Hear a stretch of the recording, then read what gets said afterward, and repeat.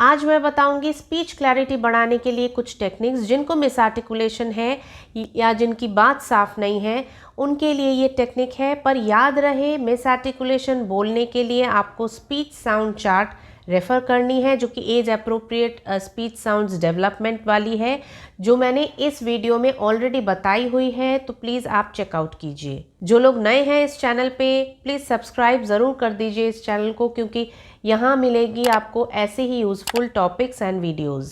और जिन्होंने ऑलरेडी कर दिया है उनको मेरा थैंक्स। हेलो, नमस्ते। मैं डॉक्टर अनामिका हुई, audiologist and speech language pathologist हूँ। सबसे पहले देखिए कि मिस आर्टिकुलेशन का कॉज क्या है। मिस आर्टिकुलेशन के कॉज के अनुसार ही टेक्निक करवानी है। ये सारी टेक्निक किसे किसे करवानी है, कैसे करवानी है और कितनी बार करवानी है, ये मैं टेक्निक्स के साथ ही बोलूँगी। तो आप प्लीज़ एंड तक देखिए और ध्यान से सुनिए। सबसे पहला अप्रोच है ओपन माउथ अप्रोच, जिसमें बच्चे को मुंह खोल के बोलना है। ये एक्टिविटी आप autism, hearing impairment, down syndrome के बच्चों के साथ करवा सकते हैं। अब बहुत बच्चे हैं कि मुंह ही नहीं खोलते और इसी तरह से बात करते हैं, बहुत ही कम मुंह खोल के, और सुनाई में इसी तरह से देता है। तो ये सुनने में किसी को समझ में नहीं आती है और इसी से स्पीच इंटेलिजिबिलिटी कम होती है, स्पीच क्लैरिटी कम होती है। तो बच्चे को किस तरह से आप मुंह खुलवाएं? बोलने पर तो बच्चे सुन नहीं रहे हैं, तो किस तरह से आप प्रैक्टिस करवाएं? सबसे पहले बच्चे को आ वावेल की प्रैक्टिस करवानी है। आप ध्यान दीजिए, आ, ठीक है। तो आ की प्रैक्टिस किस तरह से करवाएंगे? बच्चा मुंह ही नहीं खोल रहा है तो बच्चे को आप पहले डेमोन्स्ट्रेट करेंगे, और अगर नहीं कर रहा है बच्चा फिर भी, तो ये 3 उंगली ले लेंगे और इसको इस तरह से दिखाएंगे, आ आ। इस तरह से आप आ की प्रैक्टिस करवाएंगे। अगर कोई बच्चा छोटा है या मुंह नहीं खोल पा रहा है 3 उंगली के माफिक, तो आप 2 उंगली का करवाएंगे। जैसे 2 उंगली ऐसे लेंगे और आ, ठीक है, आ बोल के खिंचवाएंगे उसको, आ, ठीक है। ये प्रैक्टिस करवाएंगे, उसके बाद ही दूसरे वावेल्स की प्रैक्टिस करवाएंगे। अच्छा, मैं जैसे ही बोलती हूँ कि वावेल्स की प्रैक्टिस करवाना है, पेरेंट्स आ, ई, ऊ सबको एक साथ प्रैक्टिस करवाना शुरू कर देते हैं। ऐसे बिल्कुल नहीं करना है, आपको एक एक प्रैक्टिस करवाना है। शुरुआत आ से ही करवानी है। आ क्यों? क्योंकि आ में ही सबसे बड़ा मुंह खुलता है।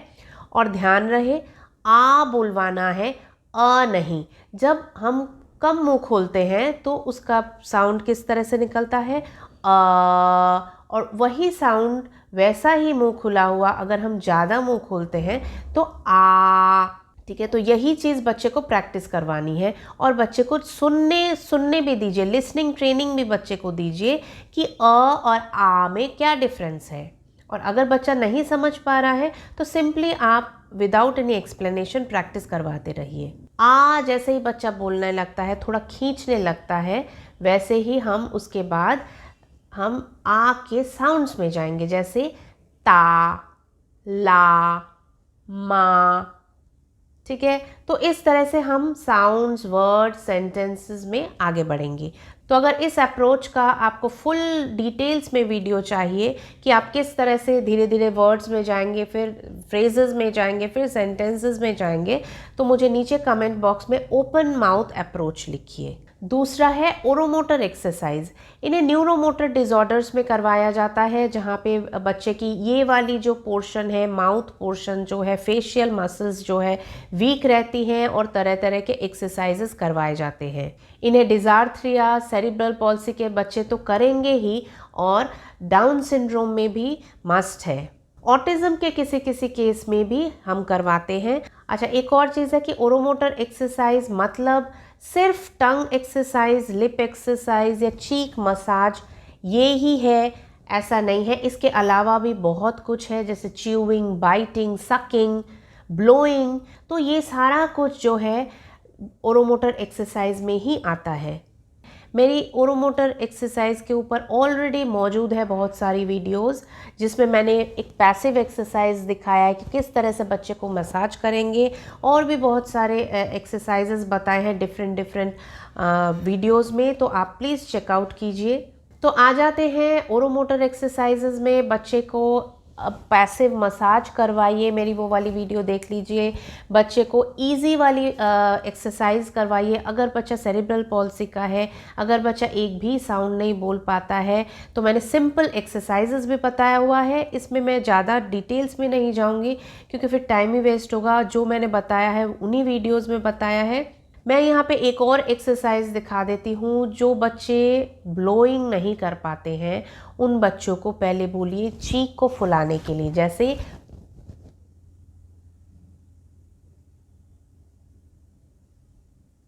ठीक है, इस तरह से फुला के आपको 5 गिनना है।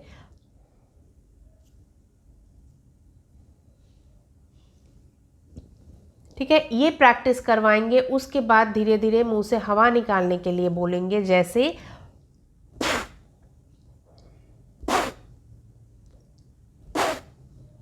ठीक है। अगर बच्चा ब्लोइंग नहीं कर पाता है, मुंह को नहीं फुला पाता है, तो आप क्या करेंगे, सांस को अंदर लेते हुए मुंह से मुंह खोल के सांस छोड़ेंगे, जैसे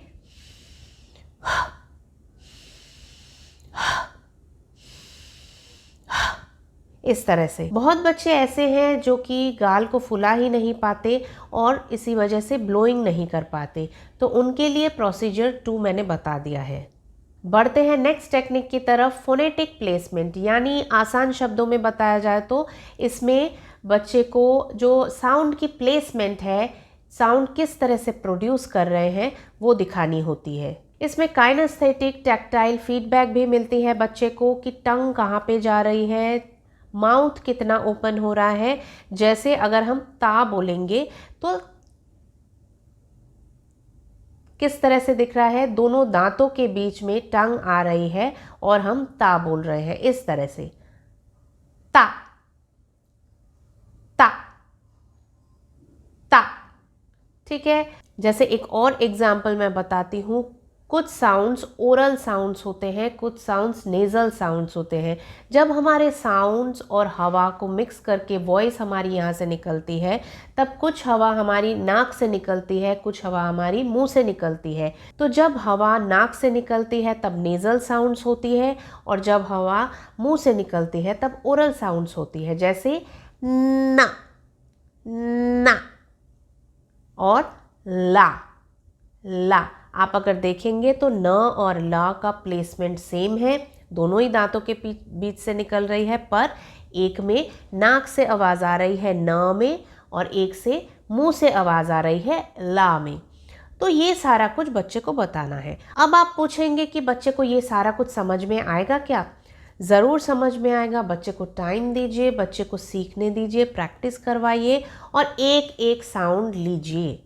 बच्चे को अगर 10 साउंड्स क्लैरिटी नहीं है तो आपको 10 साउंड एक बार में नहीं लेना है, एक साउंड लीजिए, एक को वर्क कीजिए 1 मंथ 3 मंथ्स, ठीक है, वो अचीव हो जाता है। उसके बाद ही आप दूसरे साउंड में जाएंगे। और किस तरह से साउंड लेंगे? As per the speech sound chart. याद है? अगर नहीं देखा है तो मैं बार बार बोल रही हूँ, वो मिस आउट नहीं कीजिए क्योंकि वो एक मिस आर्टिकुलेशन का बेस है। ठीक है, कब हम मिस आर्टिकुलेशन डायग्नोज करते हैं या कब हम बोलते हैं कि स्पीच साउंड क्लैरिटी नहीं है और ये कंसर्न है, तो वो वीडियो ज़रूर देखिए आप। यहाँ पे मैं एक और चीज़ बताना चाहती हूँ। जब भी मैं पेरेंट्स को बोलती हूँ कि साउंड्स की प्रैक्टिस करवाइए, वो एक दिन साउंड्स की प्रैक्टिस करवाते हैं और नेक्स्ट दिन ही वर्ड सेंटेंसेस में चले जाते हैं। ऐसा नहीं करना है। पहले सिंगल सिलेबल की प्रैक्टिस करवाइए। सिंगल सिलेबल मीन्स ता ता ता। ठीक है, ये ऑलमोस्ट आपको 7 डेज 10 डेज करवानी है, सिर्फ ता की प्रैक्टिस है। इससे पहले अगर ता आ जाती है तो भी 10 डेज प्रैक्टिस करवानी है, क्योंकि एक मसल मेमोरी होती है, एक ब्रेन मेमोरी होती है, एक आर्टिकुलेटरी मेमोरी होती है। तो वो पूरा बैठ जाएगा सिस्टम में कि नहीं, ता जब बोलेंगे तो थोड़ा सा जीभ बाहर आना चाहिए, दोनों दांतों से प्रेस करना चाहिए, तभी ता साउंड आएगा। ठीक है, इस साउंड प्रैक्टिस के बाद हम वर्ड लेवल में जाएंगे, जैसे ताला।